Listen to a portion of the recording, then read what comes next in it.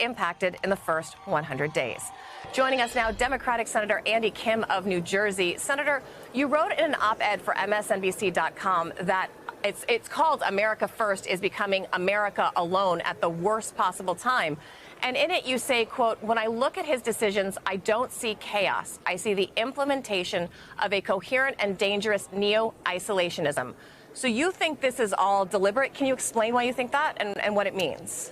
Yes, absolutely. I think this is very deliberate. You know, I was in Munich at the security conference earlier this year when Vice President Vance gave one of what I thought was one of the most shameful speeches that a U.S. leader has given in front of our allies.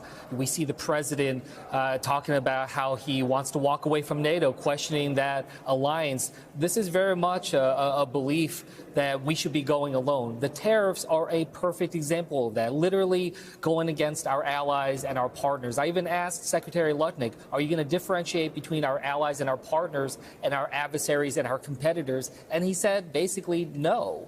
And so I wanted to show the American people that it isn't chaos. This isn't about, just, the haphazard foreign policy. This is a very deliberate attempt to pull us back. And when I talk to leaders around the world, there's one thing that they all agree upon. They say that America is in decline, and from their perspective, America is withdrawing and giving up our mantle as a superpower in the world.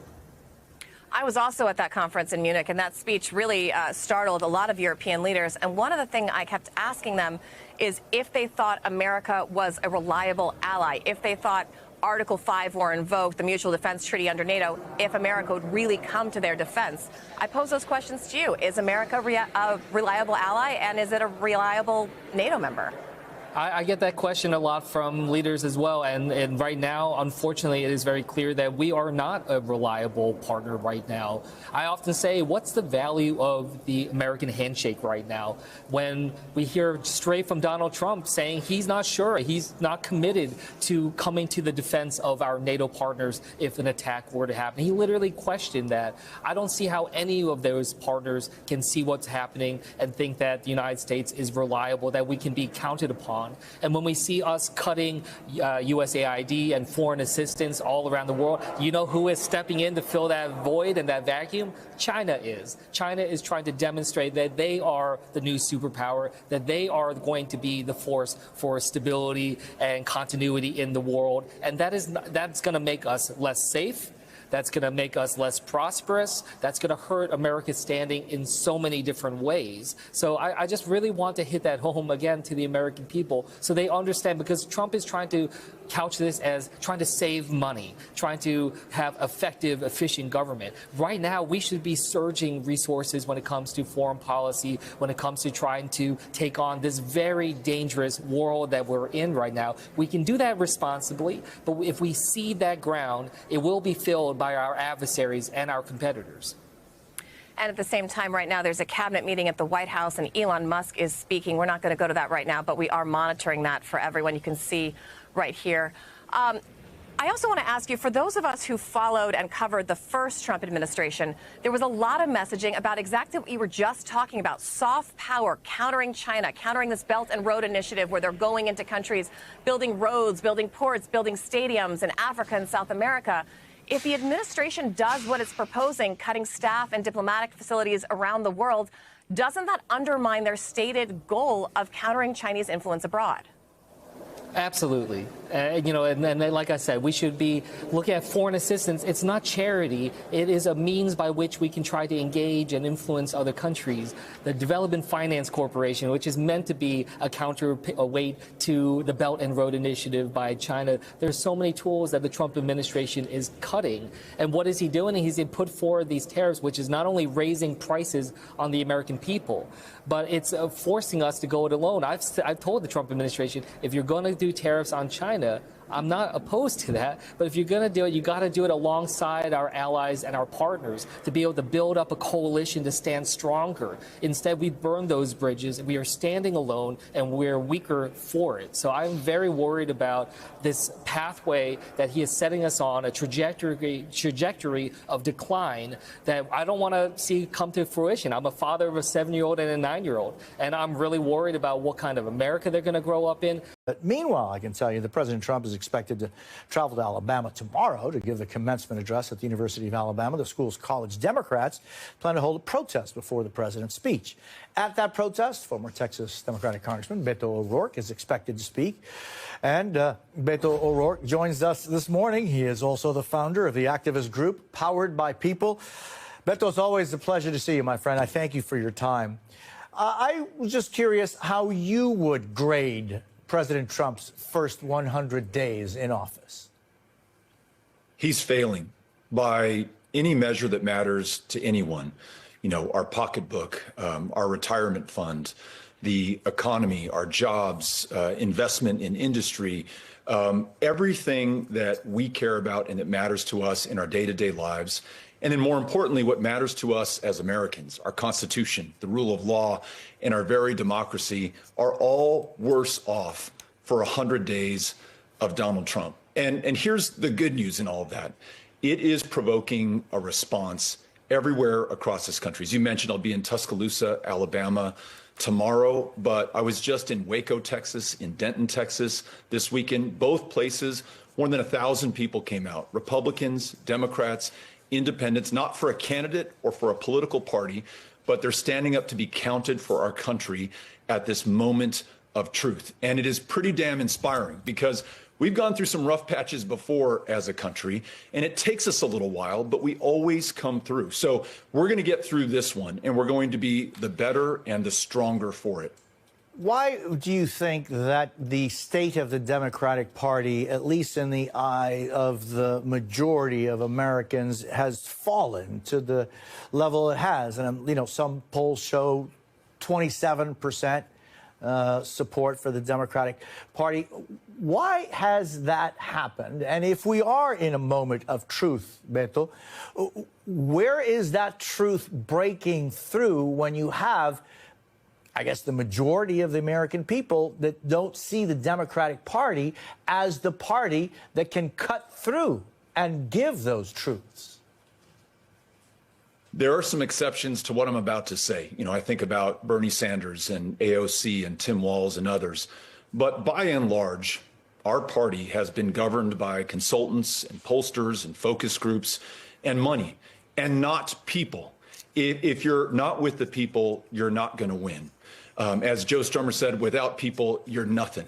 And so showing up in these town halls, going to Tuscaloosa, Alabama, going to Tulsa, Oklahoma, going to wherever the fight is and being with, listening to, and fighting alongside the people that you want to serve is absolutely everything.